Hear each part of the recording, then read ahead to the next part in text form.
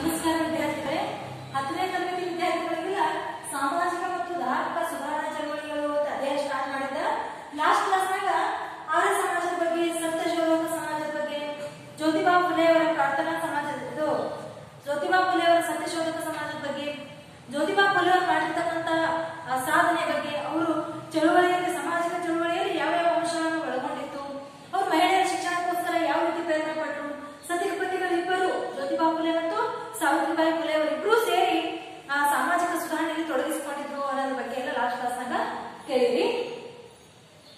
ಈಗ ಇವತ್ತಿನ ಕ್ಲಾಸ್ನಾಗ ಅಲಿಘರ್ ಸುಧಾರಣಾ ಚಳವಳಿ ಅಂತೇಳಿ ಇದನ್ನು ಒಂದು ಸಮಾಜದ ಸುಧಾರಣಾ ಚಳವಳಿ ಆಗಿದ್ದು 19ನೇ ಶತಮಾನ ಕೊನೆಯ ಭಾಗದಲ್ಲಿ ಏನ್ ಮಾಡ್ತಂದ್ರ ಮುಸ್ಲಿಮಿನ ಸಮಾಜದ 19ನೇ ಶತಮಾನ ಮುಗಿಲಿಕ್ಕೆ ಬಂದಂಗ ಮುಸ್ಲಿಂ ಸಮಾಜದಲ್ಲಿ ಹೊಸ ಧಾರ್ಮಿಕ ಮತ್ತು ಸಾಮಾಜಿಕ ಸುಧಾರಣಾ ಅಲೆ ಅಂತ ಪ್ರಾರಂಭ ಆಗುತ್ತೆ. ಅಂದ್ರ ಬರೀ ಹಿಂದೂ ಧರ್ಮದಲ್ಲಿ ಅಷ್ಟೇ ಸುಧಾರಣೆ ಅವಶ್ಯಕ ಇತ್ತೇನು ಅಂತಿಲ್ಲ. ಯಾಕಂದ್ರ ಆಗಿನ ಕಾಲದ ಎಲ್ಲಾ ಸಮಾಜಗಳಲ್ಲಿ ಅಂದ್ರೆ ಯಾವುದೇ ಧರ್ಮ ಆಗಿರಲಿ, ಮುಸ್ಲಿಂ ಧರ್ಮದಲ್ಲಿಯೂ ಕೂಡ ಹಿಂದೂ ಧರ್ಮದಂತೆ ಸುಧಾರಣೆ ಅವಶ್ಯಕತೆ ಇತ್ತು. ಅದಕ್ಕಾಗಿ ಸುಧಾರಣೆಯನ್ನ ಮಾಡಕ್ ಸ್ಟಾರ್ಟ್ ಮಾಡ್ತಾರೆ. ಯಾರು ಅಂದ್ರೆ ಸರ್ ಸೈಯದ್ ಅಹಮದ್ ಖಾನ್ ಅವರು. ಹೆಂಗದ ನೋಡ್ರಿ, 1857 ಘಟನೆ ನಡೀತದ. ಪ್ರಥಮ ಸ್ವಾತಂತ್ರ್ಯ ಸಂಗ್ರಾಮ ಅಂತೇಳಿ, ಭಾರತದ ಪ್ರಥಮ ಸ್ವಾತಂತ್ರ್ಯ ಸಂಗ್ರಾಮ ಅಂತ ಯಾವಾಗ ಕರಿತೇವೆ ನಾವು ಅಂದ್ರೆ 1857 ದಂಗೆ ಕರಿತೇವೆ. ಆ ದಂಗೆಯ ನಂತರ ಬ್ರಿಟಿಷ್ ವಿರೋಧಿ ಮನೋಧರ್ಮ 1857 ಘಟನೆ ನಂತರ ಮುಸ್ಲಿಂ ಸಮುದಾಯದಲ್ಲಿ ವ್ಯಾಪಕವಾಗಿ ಹರಡಕ್ ಸ್ಟಾರ್ಟ್ ಆಯ್ತು. ಬ್ರಿಟಿಷರನ್ನ ವಿರೋಧಿಸಬೇಕು ಅನ್ನುವಂತ ಭಾವನೆ ಬರೀ ಹಿಂದೂಗಳಿಗೆ ಮಾತ್ರ ಇರಲಿಲ್ಲ, ಮುಸ್ಲಿಂ ಬಾಂಧವರಿಗೂ ಇತ್ತು. ಅವರು ಕೂಡ 1857 ದಂಗೆಯ ನಂತರ ಮುಸ್ಲಿಮರನ್ನ ವಿರೋಧ ಮಾಡಕ್ ಸ್ಟಾರ್ಟ್ ಮಾಡ್ತಾರೆ ಅವರು ಕೂಡ. ಇದರ ಪರಿಣಾಮವಾಗಿ ಇಂಗ್ಲಿಷ್ ಶಿಕ್ಷಣದಿಂದ ದೂರ ಆಗೋದ್ರಾಗಿ ಶಿಕ್ಷಣದ ಅರ್ಹತೆಯನ್ನು ದೊರೆಯಬಹುದಾದ ಅವಕಾಶಗಳನ್ನು ಕಳೆದುಕೊಂಡರು. ಈಗ ನೋಡಿ, ಇವರು ಬ್ರಿಟಿಷರ ವಿರೋಧ ಮನೋಧರ್ಮವನ್ನು ಹೊಂದಿದ್ರು. ಅದಕ್ಕಾಗಿ ಇವರು ಬ್ರಿಟಿಷ್ ಶಿಕ್ಷಣದಿಂದ ಕೂಡ ದೂರ ಉಳಿತಾ ಹೋದ್ರು. ಇದರ ಪರಿಣಾಮವಾಗಿ ಇಂಗ್ಲಿಷ್ ಶಿಕ್ಷಣದಿಂದ ದೂರ ಉಳಿತಾರ. ಇದನ್ನ ಈ ಒಂದು ಸಮಯವನ್ನ ನೋಡಿರ್ತಕ್ಕಂಥ ಸೈಯದ್ ಅಹಮದ್ ಖಾನ್ ಅವರು ಹೊಸ ಚಳವಳಿಯನ್ನು ರೂಪಿಸುವ ಸಲುವಾಗಿ ಪ್ರಯತ್ನವನ್ನ ಪಡ್ತಾರ. ಅದು 1863 ಆರಂಭಗೊಂಡ ಮಹಮ್ಮದನ್ ಮಿಲಿಟರಿ ಸೊಸೈಟಿ ಅಂತೇಳಿ ಧಾರ್ಮಿಕ, ಸಾಮಾಜಿಕ, ರಾಜಕೀಯ ವಿಷಯಗಳಿಗೆ ಸಂಬಂಧಿಸಿದಂತೆ ಚರ್ಚೆಯನ್ನ ಮಾಡುವ ಸಲುವಾಗಿ ಒಂದು ಸಂಸ್ಥೆಯನ್ನ ಸ್ಥಾಪನೆ ಮಾಡ್ತಾರೆ. ಯಾವಾಗ ಅಂದ್ರೆ 1863ದಾಗ. ಅದು ಏನು ಯಾವುದು ಸಂಸ್ಥೆ ಅಂದ್ರ ಮಹಮ್ಮದನ್ ಲಿಟರರಿ ಸೊಸೈಟಿ ಅಂತ. ಮಹಮ್ಮದನ್ ಲಿಟರರಿ ಸೊಸೈಟಿ ಅಂತ ಒಂದು ಸಂಸ್ಥೆಯನ್ನು ಸ್ಥಾಪನೆ ಮಾಡ್ತಾರ. ಈ ಸಂಸ್ಥೆಯಲ್ಲಿ ಈ ತಮ್ಮ ಸುತ್ತಮುತ್ತಲಿನ ಧಾರ್ಮಿಕ, ಸಾಮಾಜಿಕ, ರಾಜಕೀಯ ವಿಷಯಗಳಿಗೆ ಸಂಬಂಧಪಟ್ಟ ಹಾಗೆ, ತಮ್ಮ ಸುತ್ತಮುತ್ತಲಿನ ಈ ಎಲ್ಲಾ ವಿಷಯಗಳಿಗೆ ಸಂಬಂಧಪಟ್ಟ ಹಾಗೆ ಚರ್ಚೆಯನ್ನ ಅಲ್ಲಿ ಮಾಡ್ತಾ ಇದ್ರು. ಈ ಚರ್ಚೆಗಳಲ್ಲಿ ಉನ್ನತ ಮತ್ತು ಮಧ್ಯಮ ವರ್ಗದ ಮುಸ್ಲಿಮರು ಭಾಗವಹಿಸುವ ಮೂಲಕ ಇಂಗ್ಲಿಷ್ ಶಿಕ್ಷಣದ ಮಹತ್ವವನ್ನು ಅರಿತುಕೊಂಡಿದ್ರು. ಸರ್ ಸೈಯದ್ ಅಹಮದ್ ಖಾನ್ ಅವರ ಪ್ರಯತ್ನದ ಫಲವಾಗಿ ಹೊಸ ವಿಚಾರಗಳು ಹುಟ್ಟುಕೋತಾ ಬಂದು ಹೊಸ ವಿಚಾರಗಳನ್ನು ಹುಡುಕಾಟ ಮಾಡುವ ಪ್ರಯತ್ನ ನಡೀತು. ಪ್ರಯತ್ನ ಅಲಿಘರ್ ಚಳವಳಿಯಾಗಿ ರೂಪುಗೊಂಡಿತು. ಮುಂದೆ ಇದೇ ಅಲಿಘರ್ ಚಳವಳಿಯಾಗಿ ರೂಪುಗೊಂಡಿತು. ಅಂದ್ರ ಇಂಗ್ಲಿಷರನ್ನ ವಿರೋಧ ಮಾಡಕ್ ಸ್ಟಾರ್ಟ್ ಮಾಡಿರ್ತಕ್ಕಂಥ ಮುಸ್ಲಿಂ ಬಾಂಧವರು ಬರ್ತಾ ಬರ್ತಾ ಇಂಗ್ಲಿಷ್ ಶಿಕ್ಷಣದಿಂದ ದೂರ ಆಗೋತಾ ಹೋದ್ರು. ಬ್ರಿಟಿಷರ ವಿರುದ್ಧದ ನೀತಿಯನ್ನು ಹೊಂದಿದ್ರು. ಆದ್ರ ಮುಂದೆ ಸರ್ ಸೈಯದ್ ಅಹಮದ್ ಖಾನ್ ಅವರು ಅದೊಂದು ಸೊಸೈಟಿ, ಲಿಟರರಿ ಅನ್ನುವಂಥ ಮಹಮ್ಮದನ್ ಲಿಟರರಿ ಸೊಸೈಟಿ ಅನ್ನುವಂಥ ಸೊಸೈಟಿಯನ್ನು ಸ್ಥಾಪನೆ ಮಾಡೋದ್ರ ಮುಖಾಂತರ ಆ ಸೊಸೈಟಿಯಲ್ಲಿ ರಾಜಕೀಯ, ಸಾಮಾಜಿಕ ವಿಷಯಗಳ ಸಂಬಂಧಪಟ್ಟ ಹಾಗೆ, ಧಾರ್ಮಿಕ ಎಲ್ಲಾ ವಿಷಯಗಳಿಗೆ ಸಂಬಂಧಪಟ್ಟ ಹಾಗೆ ಚರ್ಚೆಯನ್ನ ಮಾಡ್ತಾ ಮತ್ತೆ ಮುಸ್ಲಿಮರಲ್ಲಿ ಹೊಸ ವಿಷಯಗಳನ್ನ ಬಿತ್ತಿದ್ರು. ಇವ್ರು ಏನಂದ್ರ ಮತ್ತೆ ಇವರು ಇಂಗ್ಲಿಷ್ ಶಿಕ್ಷಣದ ಬಗ್ಗಿನ ಅರಿವು, ಇತರೆ ಎಲ್ಲಾ ವಿಷಯಗಳ ಬಗ್ಗೆ ಚರ್ಚೆಯನ್ನ ಮಾಡ್ತಾ ಹೊಸ ವಿಚಾರಗಳು ಮುಸ್ಲಿಂ ಬಾಂಧವರಲ್ಲಿ ಕೂಡ ಹುಟ್ಟುಕ ಸ್ಟಾರ್ಟ್ ಆಯಿತು. ಇದರ ಪ್ರಯತ್ನದ ಫಲವೇ ಮುಂದ ಅಲಿಘರ್ ಚಳವಳಿ ಅಂತ ಚಳವಳಿ ರೂಪುಗೊಳ್ತದ. ಸರ್ ಸೈಯದ್ ಅಹಮದ್ ಖಾನ್ ಅವರ ಬದುಕಿನ ಕಾಲಘಟ್ಟ ಎಷ್ಟು ಅಂದ್ರ 1817ರಿಂದ ಇವರು 1817ರಿಂದ ಎಲ್ಲಿವರೆಗೂ ಬದುಕ್ತಾರ ಅಂದ್ರ 1898ರವರೆಗೆ ಇವರು ಬದುಕನ್ನ ನಡೆಸ್ತಾರ. ಕುರಾನ್ ಗ್ರಂಥ ಮಾತ್ರ ಪ್ರಮಾಣೀಕೃತ. ಇಸ್ಲಾಂ ಅನ್ನು ಕುರಿತಾದ ಇತರ ಬರಹಗಳು ಕೇವಲ ಅನುಷಂಗಿಕವೆಂದು ಘೋಷಿಸಿದರು. ನೋಡ್ರಿ, ಇಸ್ಲಾಂ ಧರ್ಮದಲ್ಲಿ ಕುರಾನ್ ಮಾತ್ರ ವಿಶಿಷ್ಟವಾಗಿರ್ತಕ್ಕಂಥ ಗ್ರಂಥ. ಅದೇ ಸತ್ಯ, ಅದೇ ನಿತ್ಯ, ಅದೇ ಪ್ರಮಾಣೀಕೃತ. ಅದಕ್ಕೆ ಬಿಟ್ರೆ ಬೇರೆ ಯಾವುದು ಏನ್ ಇಸ್ಲಾಂ ಬಗ್ಗೆ ಇನ್ನ ಬೇರೆ ಏನೇನು ಗ್ರಂಥಗಳು ಅಂದ್ರೆ ಅವೆಲ್ಲ ಯಾವು ಪ್ರಮಾಣೀಕೃತ ಅಲ್ಲ. ಅವೆಲ್ಲ ಅನುಷಂಗಿಕ ಅಂದ್ರೆ ಅವೆಲ್ಲ ಪ್ರಮಾಣೀಕೃತವಾಗಿರ್ತಕ್ಕಂಥವಲ್ಲ, ನಿಜವಾದದ್ದಲ್ಲವು. ಬರೀ ಕುರಾನ್ ಮಾತ್ರ ಸತ್ಯ, ಅದೇ ನಿತ್ಯ, ಅದೇ ಪ್ರಮಾಣೀಕೃತ ಅಂತ ನಂಬಿರ್ತಕ್ಕಂಥವ್ರು ಸರ್ ಸೈಯದ್ ಅಹಮದ್ ಖಾನ್ ಅವರು. ಕಾಲ ಬದಲಾದಂತೆ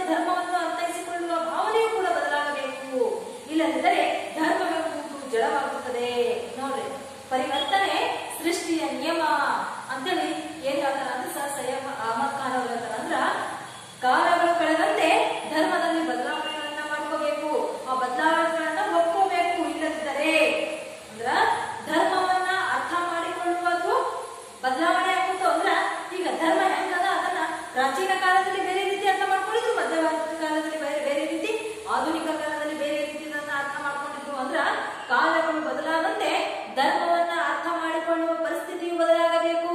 ಇಲ್ಲದಿದ್ದರೆ ಧರ್ಮ ಎನ್ನುವಂತ ನಮಗೆ ಭಾರ ಅನಿಸ್ತದ, ಜಡ ಅನಿಸ್ತದ, ಅದು ನಮಗೆ ಅರ್ಥ ಮಾಡ್ಕೊಳ್ಳೋಕಾಗಲಾದಷ್ಟು ಕಠಿಣವಾಗಿರ್ತದ. ಅದಕ್ಕಾಗಿ ಕಾಲ ಬದಲಾದಂತೆ ಧರ್ಮವನ್ನ ಅರ್ಥ ಮಾಡಿಕೊಳ್ಳುವ ಪರಿಸ್ಥಿತಿಯು ಬದಲಾಗಬೇಕು ಅಂತ ಹೇಳಿದ್ರ ಅಹಮದ್ ಖಾನ್ ಅವರು ನಮ್ಮ ಇಡೀ ಬದುಕಿನ ಉದ್ದಕ್ಕೂ ಸಂಪ್ರದಾಯ, ಮೌಢ್ಯ, ಅಜ್ಞಾನ, ಅವೈಜ್ಞಾನಿಕ ಮನೋಧರ್ಮವನ್ನ ವಿರೋಧ ಮಾಡ್ಕೋತ ಬಂದ್ರು.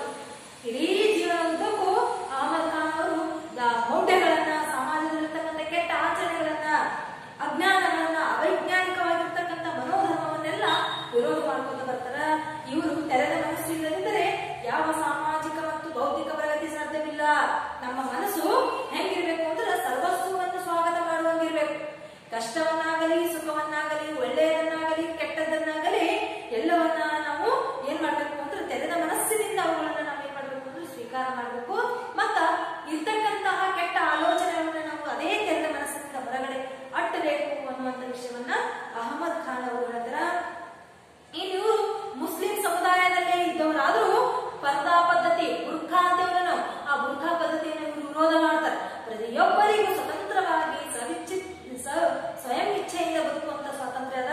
ಅದಕ್ಕಾಗಿ ಈ ಬುರ್ಖಾ ಪದ್ಧತಿಯನ್ನ ಇವರು ಅಹಮದ್ ಖಾನ್ ಅವರು ಅದನ್ನ ವಿರೋಧ ಮಾಡ್ತಾರ. ಇನ್ನು ಇವರು ಪರ್ದಾ ಪದ್ಧತಿಯನ್ನ ವಿರೋಧ ಮಾಡ್ತಾರ. ಮುಸ್ಲಿಂ ಹೆಣ್ಣು ಮಕ್ಕಳು ವಿದ್ಯಾವಂತರಾಗಬೇಕು ಅಂತ ಹೇಳ್ತಾರ. ಬಹುಪತ್ನಿತ್ವ ಪದ್ಧತಿಯನ್ನ ಇವರು ಕೂಡ ವಿರೋಧಿಸ್ತಾರ. ಅಂದ್ರ ಮುಸ್ಲಿಂ ಹೆಣ್ಣು ಮಕ್ಕಳು ಬುರ್ಖಾವನ್ನ ಹೊತ್ಕೊಂಡು ಮನೆಗೆ ಮಾತ್ರ, ಕೋಣೆಗೆ ಮಾತ್ರ ಸೀಮಿತವಾಗಿರದೆ ಅವರು ಕೂಡ ಇತರರಂತೆ ಶಿಕ್ಷಣವನ್ನ ಪಡೆಯುವಂತಾಗಲಿ ಅಂತ ಹೇಳ್ತಾರ.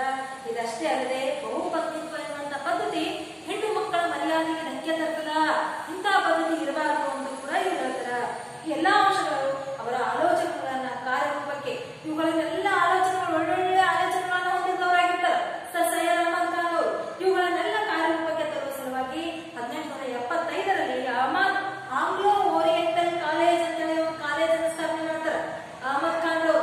ಎಲ್ಲಿ ಅಂದ್ರ ಅಲಿಘರ್ ಎನ್ನುವಂತ ಪ್ರದೇಶದಲ್ಲಿ ಮಹಮ್ಮದ್ ಅವರು ಆಂಗ್ಲೋ ಓರಿಯೆಂಟಲ್ ಕಾಲೇಜ್ ಸ್ಥಾಪನೆಯನ್ನ ಮಾಡ್ತಾರ. ಯಾವಾಗ 1875 ಕಾಲೇಜನ್ನು ಸ್ಥಾಪನೆ ಮಾಡ್ತಾರ. ಪಾಶ್ಚಿಮಾತ್ಯ ವಿಜ್ಞಾನ ಮತ್ತು ಸಂಸ್ಕೃತಿ ಕುರಿತು ಚಿಂತನೆಗಳನ್ನ ಹರಡಲು ಈ ಸಂಸ್ಥೆಯನ್ನು ಬಳಸಿದರು. ಪಾಶ್ಚಿಮಾತ್ಯರು ಅಂದ್ರೆ ಯಾರು?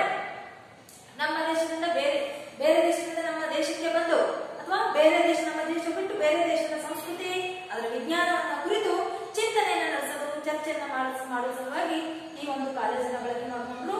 ಈ ಸಂಸ್ಥೆಯ ಮುಂದ ಅಲಿಘರ್ ಮುಸ್ಲಿಂ ವಿಶ್ವವಿದ್ಯಾನಿಲಯ ಅಂತ ಇತ್ತು.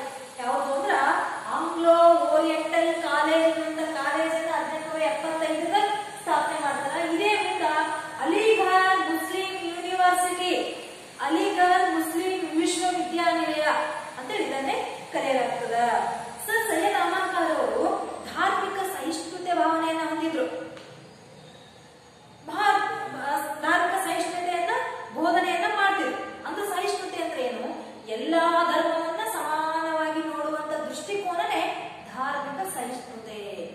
ಬರೇ ತನ್ನ ಧರ್ಮವನ್ನಷ್ಟೇ ಶ್ರೇಷ್ಠ ಸ್ಥಾನದಲ್ಲಿ ಇಡುವುದಲ್ಲ, ಎಲ್ಲಾ ಧರ್ಮವನ್ನ ಅದೇ ರೀತಿ ಸ್ವೀಕಾರ ಮಾಡೋದು. ಆರಂಭದಲ್ಲಿ ಹಿಂದೂ ಮುಸ್ಲಿಂ ಸಮುದಾಯಗಳ ಐಕ್ಯತೆಯನ್ನ ಬಯಸಿದರು. ಹಿಂದೂಗಳು, ಪಾರ್ಸಿಗಳು, ಕ್ರಿಶ್ಚಿಯನ್ನರು ಅಲಿಘರ್ ಕಾಲೇಜನ್ನು ಸ್ಥಾಪಿಸಲು ಉದಾಹರಣೆ ಹಣ ಸಹಾಯ ಮಾಡಿದರು. ನೋಡ್ರಿ, ಮುಸ್ಲಿಮರು ಮತ್ತು ಹಿಂದೂಗಳು ಆರಂಭದಲ್ಲಿ ಸಮುದಾಯದಲ್ಲಿ ಐಕ್ಯತೆ ಹಿಂದಿರ್ಬೇಕು ಅನ್ನುವಂಥದ್ದು ಇವ್ರಿಗೆ ಬಲವಾಗಿತ್ತು. ಪಾರ್ಸಿಗಳು, ಕ್ರಿಶ್ಚಿಯನ್ನರು, ಹಿಂದೂಗಳು ಎಲ್ಲರೂ ಈ ಅಲಿಘರ್ ಎನ್ನುವಂತ ಕಾಲೇಜ್ ಇರ್ತದಲ್ಲ, ಆ ಕಾಲೇಜಿಗೆ ಎಲ್ಲರೂ ಏನ್ ಮಾಡ್ತಾರೆ ಅಂದ್ರೆ ತಮ್ಮದೇ ಆಗಿರ್ತಕ್ಕಂಥ ಹಣ ಸಹಾಯವನ್ನ ಮಾಡ್ತಾರ. ಎಲ್ಲಾ ಧರ್ಮೀಯರು ಆ ಒಂದು ಕಾಲೇಜಿನಲ್ಲಿ ಓದುವಂತ ಅವಕಾಶ ಇತ್ತು. ಎಲ್ಲಾ ಧರ್ಮದವರು ಆ ಕಾಲೇಜ್ ಬೆಳೆಯುವ ಸಲುವಾಗಿ ದುಡ್ಡಿನ ಸಹಾಯ ಮಾಡ್ತಾರೆ. ಅದಷ್ಟೇ ಅಲ್ಲದೆ ಎಲ್ಲಾ ಧರ್ಮದವರು ಆ ಕಾಲೇಜಿನಲ್ಲಿ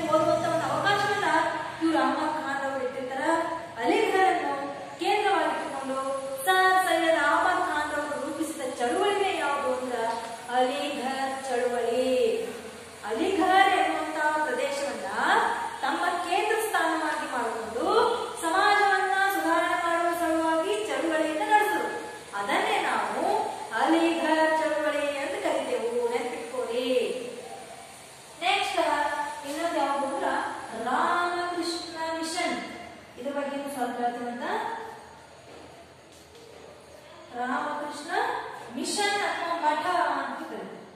ರಾಮಕೃಷ್ಣ ಮಿಷನ್ ಅಥವಾ ಮಠ. ರಾಮಕೃಷ್ಣ ಮಿಷನ್ ಅಥವಾ ರಾಮಕೃಷ್ಣ ಮಠ. ಇನ್ನು ಆಧುನಿಕ ಭಾರತದ ಆಧ್ಯಾತ್ಮಿಕ ಏಳಿಗೆ, ರಾಷ್ಟ್ರೀಯತೆಯ ಎಚ್ಚರ, ಸಂಸ್ಕೃತಿಯ ಬೆಳವಣಿಗೆ ಇವೆಲ್ಲವನ್ನ ಕೊಡುಗೆಯಾಗಿ ಕೊಟ್ಟಿದ್ದು ಯಾವುದು ಅಂದ್ರ ರಾಮಕೃಷ್ಣ ಮಠ. ನೆನ್ಪಿಟ್ಕೊರಿ, ನಮ್ಮ ಆಧುನಿಕ ಭಾರತಕ್ಕೆ, ನಮ್ಮ ಈ ಹೊಸ ಭಾರತಕ್ಕೆ ಅಂದ್ರ ಮಧ್ಯಕಾಲೀನ ಭಾರತವನ್ನ, ಮಧ್ಯಕಾಲೀನ ಜನಜೀವನವನ್ನ ತೊರೆದು ಆಧುನಿಕ ಜನಜೀವನಕ್ಕೆ ಕಾಲಿಟ್ಟಿರ್ತಕ್ಕಂಥ ಭಾರತದ ಜನತೆಯ ಆಧ್ಯಾತ್ಮಿಕವಾಗಿ ಮುಂದುವರೆಯಲು ದೈವ ಭಕ್ತಿ ಭಾವ, ಇದರಲ್ಲಿ ರಾಷ್ಟ್ರೀಯತೆ, ನಾವೆಲ್ಲರೂ ಒಂದೇ ಎನ್ನುವಂತ ಭಾವನೆ, ಸಂಸ್ಕೃತಿಯ ಬೆಳವಣಿಗೆ ಇವುಗಳೆಲ್ಲ ಬೆಳೆದವ ಅಂದ್ರ ಅದಕ್ಕೆ ವಿಶೇಷವಾಗಿ ಕೊಡುಗೆಯನ್ನು ನೀಡಿದವರು ಯಾರು ಅಂದ್ರ ರಾಮಕೃಷ್ಣ ಮಠ. ಈ ಸ್ವಾಮಿ ವಿವೇಕಾನಂದ ಅವರು ಈ ರಾಮಕೃಷ್ಣ ಮಠ ಎನ್ನುವಂಥದ್ದನ್ನ 1897ದಾಗ, ನೆನ್ಪಿಟ್ಕೊರಿ, 1897ದಾಗ ಸ್ವಾಮಿ ವಿವೇಕಾನಂದರವರು ಕಲ್ಕತ್ತಾದ ಬಳಿ ಇರ್ತಕ್ಕಂಥ ಬೇಲೂರಿನಲ್ಲಿ ರಾಮಕೃಷ್ಣ ಆಶ್ರಮವನ್ನು ಸ್ಥಾಪನೆ ಮಾಡ್ತಾರ. ನೆನ್ಪಿಟ್ಕೊರಿ, 1897ದಾಗ ಸ್ವಾಮಿ ವಿವೇಕಾನಂದ ಅವರು ಕಲ್ಕತ್ತಾದ ಬಳಿ ಒಂದು ಬೇಲೂರು ಅಂತ ಒಂದು ಊರು ಇರ್ತದ, ಅಲ್ಲಿ ರಾಮಕೃಷ್ಣ ಆಶ್ರಮ ಅಂತ ಒಂದು ಆಶ್ರಮವನ್ನು ಸ್ಥಾಪನೆ ಮಾಡ್ತಾರ. ಹಾಗೆಯೇ ಉತ್ತರಾಂಚಲ ಅಂತ ಒಂದು ರಾಜ್ಯ, ಅಲ್ಲಿ ಅಲ್ಮೋರಾ ಎನ್ನುವಂತ ಬಳಿ, ಅಲ್ಮೋರಾ ಅಂತೇಳಿ ಅಲ್ಲಿ ಮಾಯಾವತಿ ಎಂಬಲ್ಲಿ ರಾಮಕೃಷ್ಣ ಮಠ ಎನ್ನುವಂತ ಮಠವನ್ನು ಸ್ಥಾಪನೆ ಮಾಡ್ತಾರೆ. ನೆನ್ಪಿಟ್ಕೋರಿ, ಎರಡು ಕಡೆ, ಒಂದು ಕಲ್ಕತ್ತಾದ ಬಳಿ ಬೇಲೂರಿನಲ್ಲಿ ರಾಮಕೃಷ್ಣ ಆಶ್ರಮ, ಇನ್ನೊಂದು ಉತ್ತರಾಂಚಲದ ಅಲ್ಮೋರಾ ಬಳಿ ಮಾಯಾವತಿಯಲ್ಲಿ ರಾಮಕೃಷ್ಣ ಮಠ. ಇವುಗಳನ್ನ ಸ್ಥಾಪನೆ ಮಾಡಿಸುವ ಉದ್ದೇಶ ಏನು, ಏನಾಗಿತ್ತು, ಇವು ಯಾಕೆ ಸ್ಥಾಪನೆ ಮಾಡಿದ್ರು ಅಂದ್ರ ತಮ್ಮ ಗುರುಗಳು, ಸ್ವಾಮಿ ವಿವೇಕಾನಂದ ಅವರ ಗುರುಗಳು ಯಾರು ಅಂದ್ರ ಶ್ರೀ ರಾಮಕೃಷ್ಣ ಪರಮಹಂಸರು. ಇವರು ತಮ್ಮ ಗುರುಗಳಾದ ಪರಮಹಂಸರ ಚಿಂತನೆಗಳನ್ನ, ಅವರ ಆಶಯಗಳನ್ನ, ಅವರ ವಿಚಾರಗಳನ್ನ, ಅವರ ಒಳ್ಳೆ ಉದ್ದೇಶಗಳನ್ನ ಜನರಿಗೆ ತಲುಪಿಸುವ ಉದ್ದೇಶನೇ ವಿವೇಕಾನಂದರವರಾಗಿತ್ತು.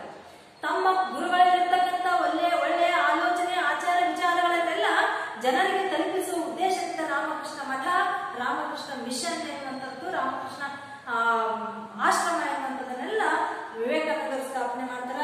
ರಾಮಕೃಷ್ಣ ಪರಮಹಂಸರು ಅವರು ಕಾಲಾವಧಿ ಎಷ್ಟಿತ್ತು ಅಂದ್ರೆ, ರಾಮಕೃಷ್ಣ ಪರಮಹಂಸರು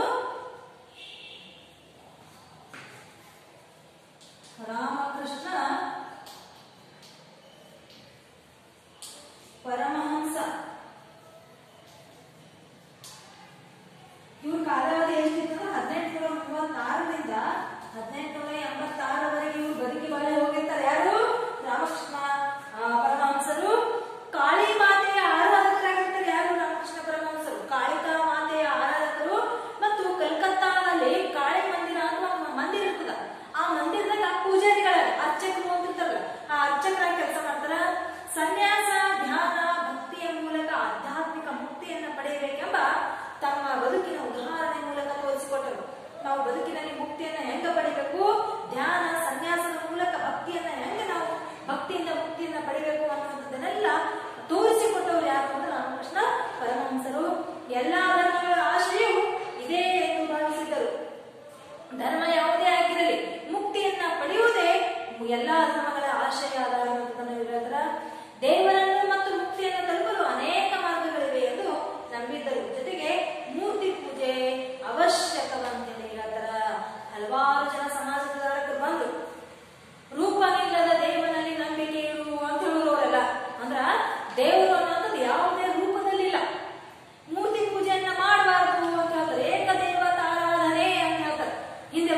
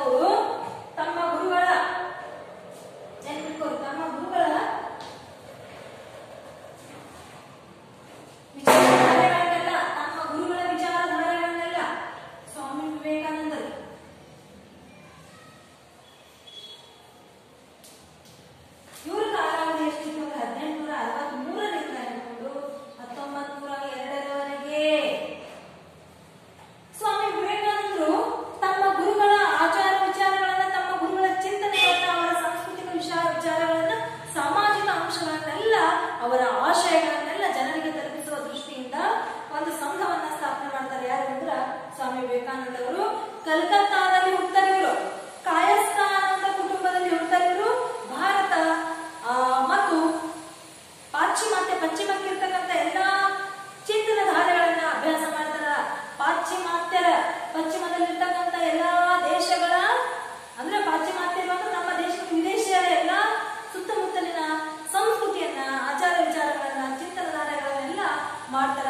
ಅವರ ಸಂಸ್ಕೃತಿಯನ್ನ ಅಧ್ಯಯನ ಮಾಡ್ತಾರ, ಅವರ ಗ್ರಂಥಗಳನ್ನ ಅಧ್ಯಯನ ಮಾಡ್ತಾರ. ಭಾರತದ ವಿವಿಧ ದೃಷ್ಟಿಕೋನಗಳನ್ನ, ಭಾರತದಲ್ಲಿರ್ತಕ್ಕಂಥ ವಿವಿಧ ರೀತಿಯ ದೃಷ್ಟಿಕೋನಗಳ ದಾರ್ಶನಿಕ ದೃಷ್ಟಿಕೋನವನ್ನ ಏನ್ ಮಾಡ್ತಾರೆ ಆಳವಾಗಿ ಅಧ್ಯಯನ ಮಾಡೋದ್ರ ಮುಖಾಂತರ ಭಾರತೀಯರಿಗೆ ಪಾಶ್ಚಿಮಾತ್ಯರಿಗೆ ತಿಳಿಸುವ ಕೆಲಸವನ್ನ ಆರಂಭಿಸ್ತಾರ. ಅಂದ್ರ ಭಾರತದಲ್ಲಿರ್ತಕ್ಕಂಥ ಮಹೋನ್ನತಿ, ಭಾರತದ ಅಭ್ಯುದಯ, ಭಾರತದಲ್ಲಿರ್ತಕ್ಕಂಥ ವಿಶಿಷ್ಟ ಸಂಸ್ಕೃತಿಯನ್ನ ಏನ್ ಮಾಡ್ತಾರ ಅಂದ್ರೆ ತಾವು ಅರ್ಥ ಮಾಡ್ಕೋತಾರ. ಬೇರೆ ಬೇರೆ ದೇಶಗಳ, ಪಾಶ್ಚಿಮಾತ್ಯ ದೇಶಗಳ ಸಂಸ್ಕೃತಿಯನ್ನ ಅಧ್ಯಯನ ಮಾಡ್ತಾರ. ಅದನ್ನ ಭಾರತೀಯರಿಗೂ ತಿಳಿಸಿಕೊಡುವ ಮತ್ತು ಪಾಶ್ಚಿಮಾತ್ಯರಿಗೂ ತಿಳಿಸಿಕೊಡುವ ಪ್ರಯತ್ನವನ್ನ ಮಾಡ್ತಾರ. ಅವರ ಗುರುಗಳು ತೀರಿಕೊಂಡ ನಂತರ ಸುಮಾರು 5 ವರ್ಷಗಳ ಕಾಲ ಭಾರತವನ್ನ ಸುತ್ತಾಡಿದರು. ಸ್ವಾಮಿ ವಿವೇಕಾನಂದ ಅವರು ರಾಮಕೃಷ್ಣ ಪರಮಹಂಸರ ಮರಣ ಹೊಂದ್ತಾರ. ಯಾವಾಗಂದ್ರೆ 1886. ಅದರಾದ ನಂತರ 5 ವರ್ಷಗಳವರೆಗೆ ಸ್ವಾಮಿ ವಿವೇಕಾನಂದ ಅವರು ಏನ್ ಮಾಡ್ತಾರ ಅಂದ್ರ ಇಡೀ ಭಾರತವನ್ನ 5 ವರ್ಷಗಳ ಕಾಲ ಭಾರತವನ್ನ ಸುತ್ತಾಟ ಮಾಡ್ತಾರ. ಭಾರತದ ಸಾಮಾಜಿಕ ವಾಸ್ತವಿಕ ಅಂಶಗಳನ್ನ ಕಣ್ಣಾರೆ ನೋಡಲು ಸಾಧ್ಯವಾಯಿತು. ಇವರು ಯಾವಾಗ ಭಾರತಾದ್ಯಂತ ತಾವೇ ಸುತ್ತಾಡ್ತಾರಲ್ಲ ಅವಾಗ ಇವರಿಗೆ ಭಾರತದಲ್ಲಿರ್ತಕ್ಕಂಥ ಸಂಸ್ಕೃತಿಯ ಬಗ್ಗೆ, ಭಾರತದ ಸಮಾಜದಲ್ಲಿರ್ತಕ್ಕಂಥ ವಿಚಾರಗಳ ಬಗ್ಗೆ, ಭಾರತದ ಸಮಾಜದಲ್ಲಿರ್ತಕ್ಕಂಥ ಮೌಢ್ಯಗಳ ಬಗ್ಗೆ, ಮೂಢನಂಬಿಕೆಗಳ ಬಗ್ಗೆ, ಸಂಪ್ರದಾಯಗಳ ಬಗ್ಗೆ ಅರ್ಥ ಮಾಡ್ಕೊಳ್ಳಕ ಸಾಧ್ಯ ಆಗ್ತದ. ಜಾತಿ ವ್ಯವಸ್ಥೆ ಮತ್ತು ಅದರ ಶೋಷಣೆಯ ಮುಖಗಳು, ಬಡತನ, ಅನಕ್ಷರತೆ, ಅಜ್ಞಾನ ಮುಂತಾದ ಒಡಗುಗಳಿಂದ ತುಂಬಿರ್ತಕ್ಕಂಥ ನಮ್ಮ ಸಮಾಜ, ಅಸ್ಪೃಶ್ಯತೆ, ಜಾತಿ ವ್ಯವಸ್ಥೆ, ಬಡತನ, ಅನಕ್ಷರತೆ, ಅಜ್ಞಾನಗಳಿಂದ ಕೂಡಿರ್ತಕ್ಕಂಥ ತುಂಬಿ ತುಳುಕುತ್ತಿರ್ತಕ್ಕಂಥ ಭಾರತದ ಸಮಾಜಕ್ಕೆ ಹೊಸ ಶೋಷಣೆ ಮುಕ್ತ ರೂಪವನ್ನು ತಂದುಕೊಡಬೇಕೆಂದು ಇವರು ಶ್ರಮವನ್ನ ಪಡ್ತಾರ. ಭಾರತದಾದ್ಯಂತ ಯಾವಾಗ ಸುತ್ತಾಟ ಮಾಡ್ತಾರ ಅವಾಗ ಸಮಾಜದ ಅರಿವು ಅವರಿಗಾಗ್ತದೆ. ಅಂದ್ರೆ ಸಮಾಜದಲ್ಲಿರ್ತಕ್ಕಂಥ ನಡೀತಕ್ಕಂಥ ಪದ್ಧತಿಗಳ ಬಗ್ಗೆ ಅರಿವು ಅವ್ರಿಗೆ ಉಂಟಾಗ್ತದ. ಆದ್ರಿಂದ ಅವ್ರ ತಲೆ ಬರೋದು ಏನಂದ್ರ ನಾನು ಹೆಂಗಾರು ಮಾಡಿ ಈ ನಮ್ಮ ಭಾರತದಲ್ಲಿರ್ತಕ್ಕಂಥ ಮೌಢ್ಯಮುಕ್ತ ಭಾರತವನ್ನ ಮಾಡಬೇಕು, ಈ ಸಮಾಜದಲ್ಲಿರ್ತಕ್ಕಂಥ ಪದ್ಧತಿಗಳನ್ನ ತೊಡೆದು ಹಾಕಿ ಒಂದು ಒಳ್ಳೆಯ ಸಮಾಜವನ್ನ ನಿರ್ಮಾಣ ಮಾಡಬೇಕು ಅನ್ನೋ ಉದ್ದೇಶ ಇವ್ರದಾಗಿರ್ತದ. ಸಮಾಜ ಸುಧಾರಣೆಗೆ ಸಂಬಂಧಿಸಿದಂತೆ ವಿವೇಕಾನಂದರ ಆಶಯ ಏನಿತ್ತು ಅಂದ್ರ ಮೊದಲು ಜನರನ್ನ ವಿದ್ಯಾವಂತರನ್ನಾಗಿ ಮಾಡಬೇಕು, ಆಮೇಲೆ ಅವರೇ ತಮ್ಮ ಸಮಾಜವನ್ನು ಸುಧಾರಣೆ ಮಾಡ್ಕೋತಾರ. ನೋಡಿ ಅಂತ ಒಳ್ಳೆಯ ಮಾತನ್ನ ಹೇಳ್ತಾರೆ ವಿವೇಕಾನಂದ ಅವರು ಅಂದ್ರ ಸಮಾಜವನ್ನ ಯಾರೋ ಬಂದು ಉದ್ಧಾರ ಮಾಡುವ ಅವಶ್ಯಕತೆ ಇಲ್ಲ, ಸಮಾಜವನ್ನ ಯಾರೋ ಬಂದು ಸುಧಾರಣೆ ಮಾಡುವ ಅವಶ್ಯಕತೆ ಇಲ್ಲ. ಮೊದಲ ಆ ಸಮಾಜದಲ್ಲಿರ್ತಕ್ಕಂಥ ಜನರಿಗೆ ಶಿಕ್ಷಣವನ್ನ ನಾವು ಕೊಟ್ರ ಅವ್ರು ವಿದ್ಯಾವಂತರು ಏನಾದ್ರು ಆದ್ರು ಅಂದ್ರ ಅವರೇ ಅವರ ಸಮಾಜವನ್ನ ಏನ್ ಮಾಡ್ತಾರ ಅಂದ್ರ ಸುಧಾರಣೆ ಮಾಡ್ಕೋತಾರ ಅನ್ನುವಂಥದ್ದನ್ನ ಅವ್ರು ಹೇಳ್ತಾರ. ಇನ್ನು ಶಾಸನ ರೂಪಿಸುವ ಸಂಸ್ಥೆಗಳು ರೂಪುಗೊಳ್ಳಬೇಕು, ಅವುಗಳ ಮುಖಾಂತರ ಸಮಾಜ ಸುಧಾರಣಾ ಕಾನೂನುಗಳು ಜಾರಿಗೊಳ್ಳಬೇಕು. ನಾವು ಬರೇ ಸಮಾಜದಲ್ಲಿರ್ತಕ್ಕಂತಹ ಪದ್ಧತಿಗಳನ್ನ ತೆಗೆದುಹಾಕ್ಬೇಕು ಅಂದ್ರೆ ಹೋಗಲ್ಲ, ಅವಕ್ಕೆ ಅವರದೇ ಆಗಿರ್ತಕ್ಕಂಥ ಕಾನೂನಾತ್ಮಕ ಶಾಸನಗಳನ್ನ ರೂಪಿಸಬೇಕು. ಕಾನೂನಾತ್ಮಕವಾಗಿ ಆ ಒಂದು ಪದ್ಧತಿಗಳನ್ನ ಭಾರತದ ಸಮಾಜದಿಂದ ತೆಗೆದುಹಾಕಬೇಕು ಅನ್ನೋ ಉದ್ದೇಶ ಇವ್ರದಾಗಿರ್ತದ. ಇನ್ನೊಂದು ಇವ್ರು ಹೇಳ್ತಾರ ಬೇರೆ ದೇಶದ ಪಾಶ್ಚಿಮಾತ್ಯರ ಅಂದ್ರೆ ಬೇರೆ ದೇಶದವರ ಸಂಸ್ಕೃತಿಯ ಅನುಕರಣೆ ಮಾಡಬೇಡ್ರಿ, ನೀವು ಅವರಂಗೆ ಬದುಕಕ್ಕೆ ಪ್ರಯತ್ನ ಪಡಬೇಡ್ರಿ, ನೀವು ನಿಮ್ಮದೇ ಆಗಿರ್ತಕ್ಕಂಥ ಹೊಸ ಹೊಸ ದೃಷ್ಟಿಕೋನವನ್ನ ಬೆಳೆಸ್ಕೊಡ್ರಿ ಅಂತೇಳಿ ವಿವೇಕಾನಂದ ಅವ್ರು ಹೇಳ್ತಾರ. ಪಾಶ್ಚಿಮಾತ್ಯರ ಅಂಧ ಅನುಕರಣೆ, ಅವರನ್ನ ನೋಡಿ ಅವರಂಗೆ ಅನುಕರಣೆ ಮಾಡಕ್ ಹೋಗ್ಬೇಡ್ರಿ, ಬೇರೆ ದೇಶದವರನ್ನ ನೋಡಿ, ಬೇರೆ ದೇಶದವರು ನಮ್ಮ ದೇಶಕ್ಕೆ ಬಂದಿರ್ತಾರಲ್ಲ ಅವರ ಸಂಸ್ಕೃತಿಯನ್ನ ನೋಡಿ ಕಲ್ತ್ಕೋಬೇಡ್ರಿ, ನೀವು ನಿಮ್ಮದೇ ಆಗಿರ್ತಕ್ಕಂಥ ರೀತಿಯಲ್ಲಿ ನಿಮ್ಮದೇ ಆಗಿರ್ತಕ್ಕಂಥ ಹೊಸ ಬದುಕನ್ನು ನಡೆಸ್ರಿ ಅಂತಂದ್ರ ಕತ್ತಲಲ್ಲಿರುವವರಿಗೆ ಬೆಳಕನ್ನು ನೀಡಬೇಕು. ಧರ್ಮದ ಕರ್ತವ್ಯ, ಧರ್ಮ ಅಂದ್ರೆ ಏನು ಅಂತ ಹೇಳ್ತಾರೆ ವಿವೇಕಾನಂದ ಅವರಂದ್ರ ಧರ್ಮವೆಂದರೆ ಕತ್ತಲೆಯಿಂದ ಬೆಳಕಿನೆಡೆಗೆ ಮಾನವನನ್ನ ಒಯ್ಯುವುದೇ